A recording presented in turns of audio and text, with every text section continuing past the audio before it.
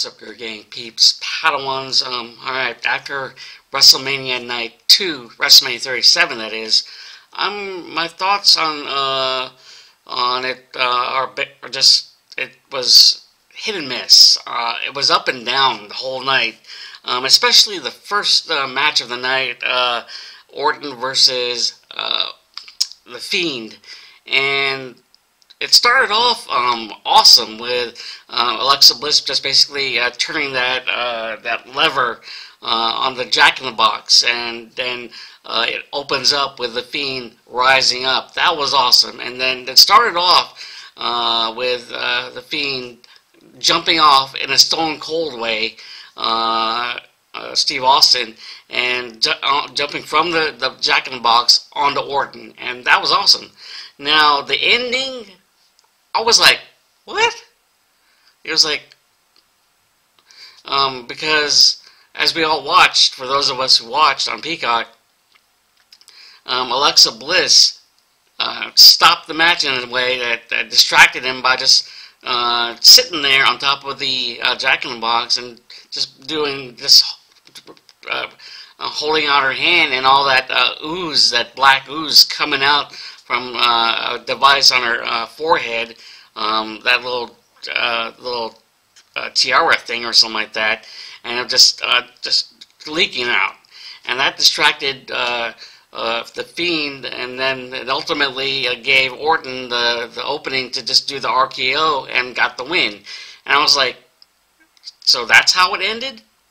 And it's like, after all that build up for the Fiend to come back and return, and losing the Orton at WrestleMania, that made no sense whatsoever.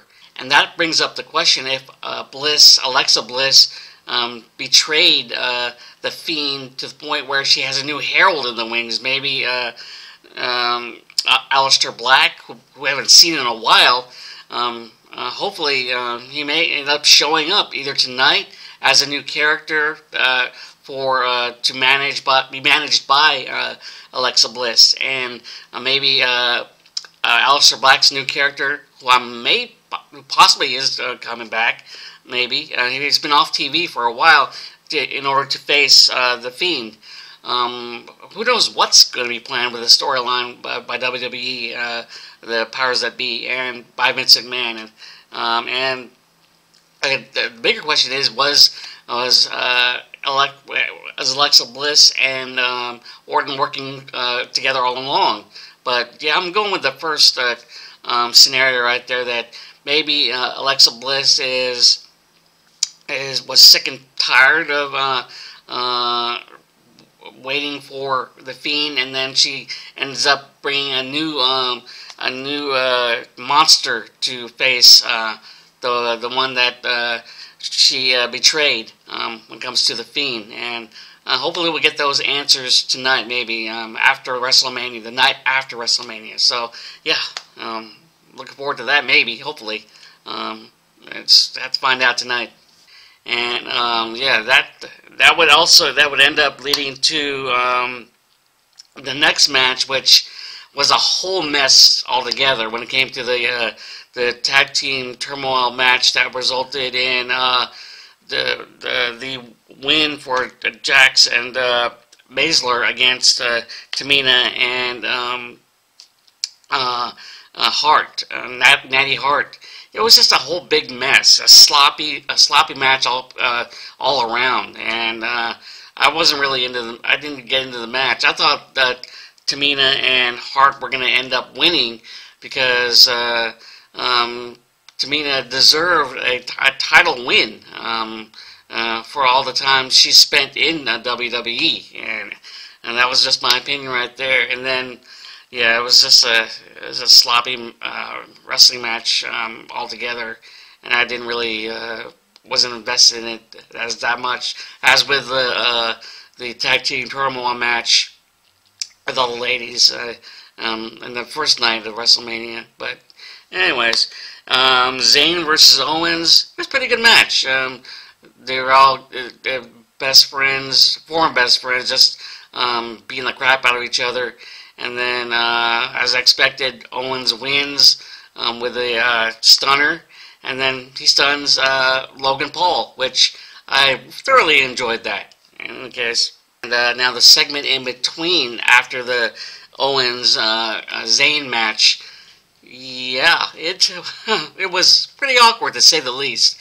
Hilariously awkward, to be exact. Riddle meeting Big Khali right before his match with Sheamus, and there was a point in that meeting that there was a significantly long pause in between them because I think someone missed their cue, and we know who that is, RVD. I guess he was like lighting up a little bit, and and it was totally awkward but hilarious at the same time, and that was typical RVD, and it was awesome. Anyways, it was awkwardly awesome, but in any case, the match between Sheamus and Riddle was brutal. Both men just kicking the shit out of each other, and yeah, just beating each other up to the point where it ended with in a spectacular way with Middle hitting the ropes and doing a backflip in order to try to do a somersault, and then Sheamus just doing the bro kick right in his face to busted his lip open or tooth. He was probably missing a tooth, and then Sheamus winning the Intercontinental Championship. No, the U.S. Championship. My bad. And when it comes to Intercontinental Championship, Apollo wins with the help of some big dude who I believe was in that Shane's underground battle segment on Raw when it was a thing, because I believe he was that guy that ended up joining Apollo in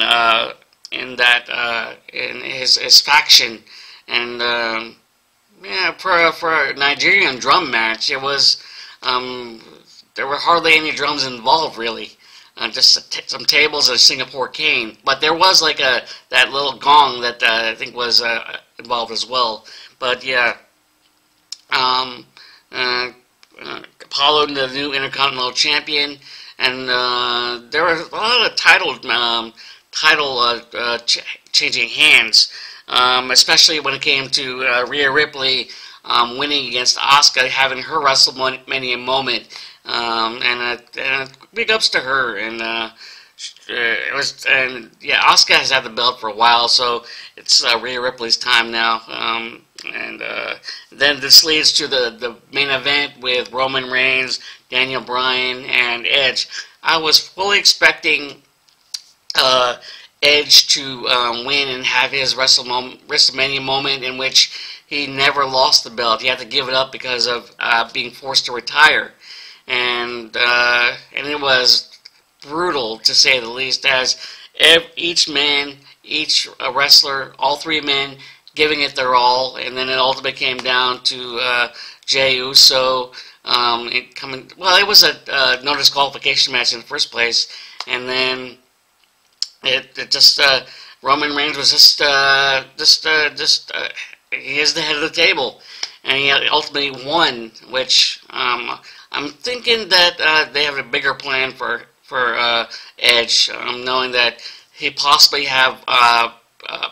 going to win it either tonight, since it's the day after WrestleMania, and then maybe I'm thinking that because he's going to have one more title run. He should have Edge, and hopefully tonight he may end up doing that. He may be forcing Roman's hand into having a title match tonight. And I'm hoping that happens because even though Roman won, showing how him as a dominant heel for SmackDown shows that that's the Roman that we've all wanted to see. Him just being a total badass. And in any case, I know some people hated it, but Edge will have his time, and hopefully that may be tonight when it comes to forcing Roman Reigns to put up the title in some way. I don't know. Either by basically either kidnapping Paul or kidnapping Jey Uso. And like I said, as we all know, the rated R superstar is the opportunist, and he'll do anything in order to get that belt, possibly even hurting someone that Roman Reigns cares about, or just by kidnapping somebody like Paul, or like I said, Paul or Jey Uso. But all in all, it was pretty decent. And then it started off weird, strange, confusing, but it ended off awesomely. And if you enjoyed WrestleMania and both nights, awesome. So did I, but for the most part, it was an hit and miss, up and down moments, but it ended awesomely for me. Enjoying it thoroughly. And hopefully next WrestleMania, I may or may not go. Who knows? It's still early, but I'm still thinking about it. In any case, have a good one, guys. And if you enjoyed any of my content when it comes to either my anime channel for all things anime, YG Anime, or my Inner Sanctum channel for any of my content for the Star Wars series, Resident Alien sci-fi series, or Star Wars series, MCU series. Like I said, hit like, hit subscribe, hit that notification bell in order to be notified of any future videos being posted on either channel. And may the force be with you guys. Later. Tip that.